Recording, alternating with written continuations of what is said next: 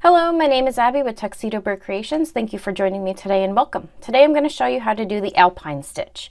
Before we begin, if you like my tutorials, please subscribe to my channel, and if you would like to be notified of new patterns and stitch tutorials on my website, feel free to subscribe to my newsletter at tuxedobirdcreations.com, where you can find all of my patterns as well as my stitch library that is growing weekly with a new stitch added every Tuesday on Stitch Tutorial Tuesday. Now this is a very lovely pattern that kind of makes like a check mark pattern from far away, but as you can see, it's almost like little upside down tulips that make up the pattern.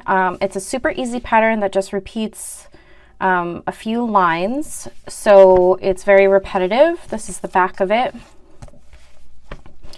And so this is one color, obviously. I also did a couple samples just to show you how fun it is to do with multiple colors.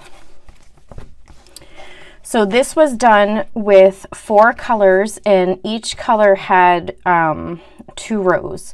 So in the stitch, you do the front post row, and then you do just a single crochet row. So we'll go over that, but this is basically what that is 2 rows. So 1 row of the front of the pattern and then the single crochet row in the back. Now this one was switching every row, switching colors every row. And this was with 3 colors. So you always ended up with one of the other colors on the other row if you were bringing it up the sides. Obviously, if you did it this way, you would need to put a border around it. But I really liked how this one came out. It really gives it a little bit more dimension, and it looks very pretty. So to begin, you're just going to chain multiples of 2, so any even number. And for this tutorial, I'm just going to chain 20. So go ahead and chain as many as you would like, as long as it's a multiple of 2, and meet me back here once you're done. So I have my multiple of 20 here. So the first row is fairly easy. We're just going to single crochet in every chain across, starting with the second chain from the hook. So the loop on the hook does not count as a chain. So 1, 2, so we're going to single crochet right into that second chain and every chain across. So you're just going to single crochet right across this row. So if you want to go ahead and do that, pause the video and meet me at the end. We can move on to row 2. Row 1 is finished. You'll see that we single crocheted across every chain starting from the second chain on the hook. So now we're going to chain 2, turn our work, and we're going to double crochet across the row. So another easy row, starting with, because that counts as a double crochet, that chain 2, we're going to start in this stitch right here. So we're going to skip this one because that counts as a double crochet. So we're starting in the second stitch, and you're just going to double crochet right across that row. So go ahead and pause the video and meet me back here for row 3. Row 2 is done. We have double crocheted across the length of our project. So another easy row coming up. Row 3 is just another row of single crochet. So starting in this first stitch, because the chain 1 that you do at the end of row 2 does not count as a stitch. So starting in this very first stitch, you're going to single crochet and then single crochet into each stitch across. So go ahead and do that and meet me back at the end so we can start forming the Alpine stitch.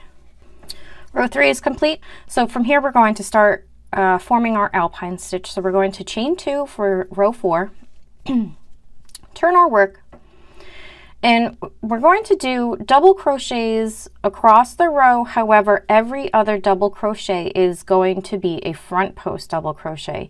So that means you're going to go 2 rows down to the row of double crochets that we did in row 2, and we're going to double crochet around that post for every other stitch. So to begin, we're going to do front post double crochet.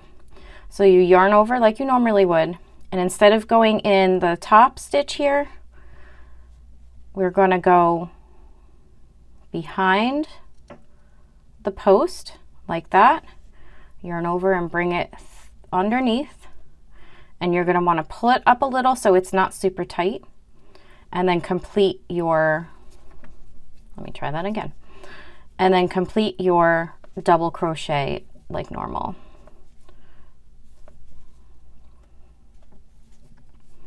And you're going to have, that's what your first front post is going to look like. So because we used the post of this stitch, if you look at the top here, we're going to skip this stitch because technically it's part of that one, and we're going to double crochet into the next stitch. And it helps to look at the top of the stitches if you ever get lost or you're not sure which one you're supposed to double crochet into at the top. It's easy to look at the very top here to see if you just did a front post crochet or a front post double crochet, you know to skip that stitch and go into the next one.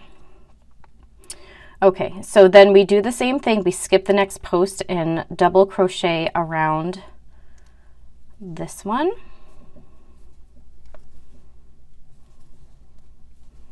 And then again, we're going to be skipping that one because that's part of the post.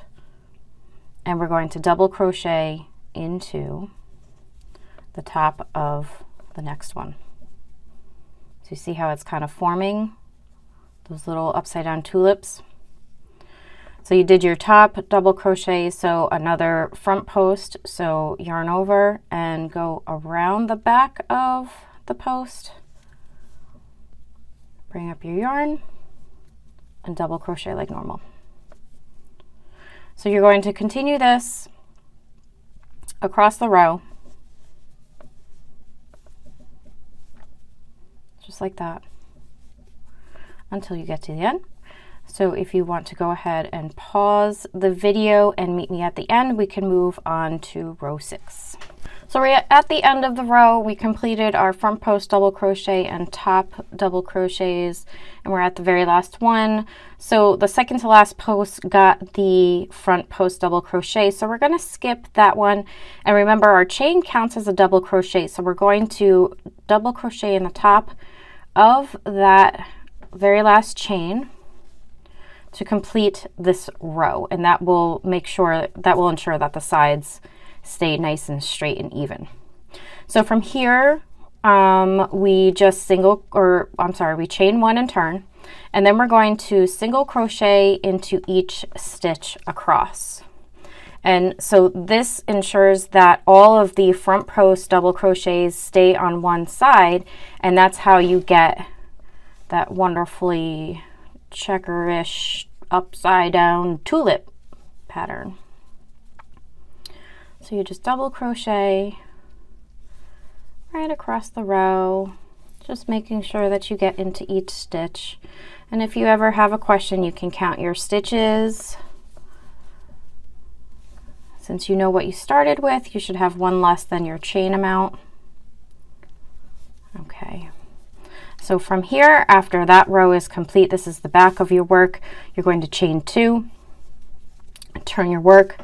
And since we want the front post double crochets to be staggered from the row below, we're going to start with a double crochet in the top of the first stitch here.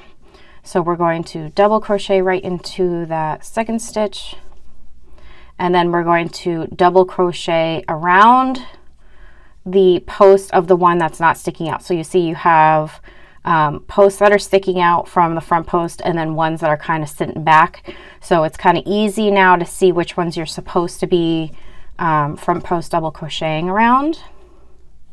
And then again, if you have any question, you can just look at the top to see which one you're supposed to crochet into next.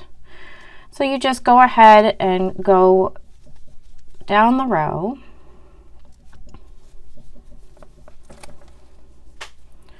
And you're just going to do those front post double crochets around all of the ones that are sitting a little to the back. And that will give you that nice, lovely staggered pattern. Okay, so you see this row ends with the last front post double crochet from the row before. So we're just going to go ahead and double crochet at the top of that one, to finish it off. And you have that lovely staggered pattern going. So then you just chain 1, turn your work, and you're going to single crochet across the row again. And again, every other row is going to be single crocheting with the back of the pattern facing you. And that will make sure that all of those lovely alpine stitches are in the front and staggered nicely. I would love to know, or I would love to hear what you would use this stitch for. If you'd like to, if you would like to drop a comment, I would love to hear if you've used it in the past and for what project.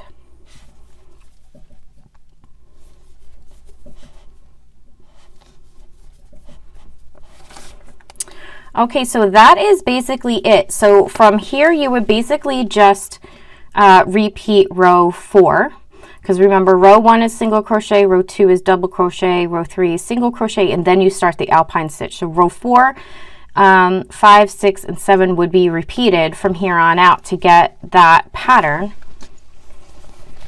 that would look like this. So fairly simple stitch, very repetitive. You're only repeating those 4 rows, and it makes this lovely, lovely stitch that can be used for blankets, wallets, bags. It's a very great stitch. And again, I would love to hear what you would use it for. Thank you for joining me today for this tutorial. And again, if you like my videos and want to stay updated, subscribe to my channel or subscribe to my newsletter at tuxedobirdcreations.com. Happy crocheting!